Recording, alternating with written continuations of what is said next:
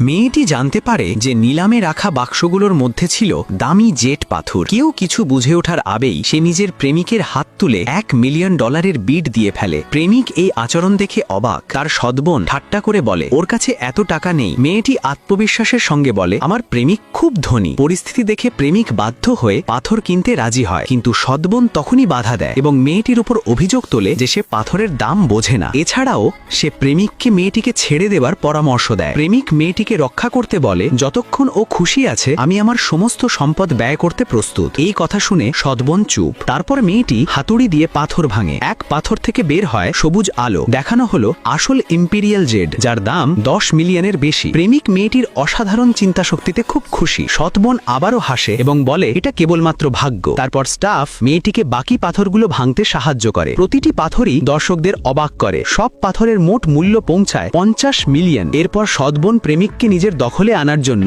মেয়েটিকে একটি বিজনেস মিটিংয়ে ডাকে। মেয়েটি তাকে অনুসরণ করে এবং দেখতে পায় তার প্রেমিক সৎবোনের সঙ্গে খুব কাছাকাছি বসে আছে। মেয়েটি রেগে খাম্বায় হাত মারে। খাম্বায় ফাটল ধরে যায় এবং সৎবোন ও প্রেমিকের দিকে রাগে চিৎকার করে, দূরে যাও, আমার প্রেমিক থেকে দূরে থাকো। প্রেমিক বোঝানোর চেষ্টা করে, কিন্তু মেয়েটি আরো রেগে যায়। সে মাটিতে পা মারে, টেবিল ভেঙে যায় এবং সৎবোনকে সতর্ক করে যে তার প্রেমিকের দিকে আর হাত দেবেন না। এরপর মেয়েটি পালিয়ে যায়। প্রেমিক তার পিছু নিয়ে আসে, বোঝানোর চেষ্টা করে। প্রেমিককে ধরে সে বলে, তোমাকে অন্য কোনো মহিলার এত কাছে আসা উচিত নয়। আমি এখন বাড়ি ছাড়ছি এবং আমাদের সম্পর্ক শেষ। এই খবর শুনে প্রেমিকের দাদি মেয়েটিকে মানানোর চেষ্টা করে। সে মেয়েটির বিছানার পাশে সোনার ইটের পাহাড় সাজিয়ে রাখে এবং অনুরোধ করে, প্লিজ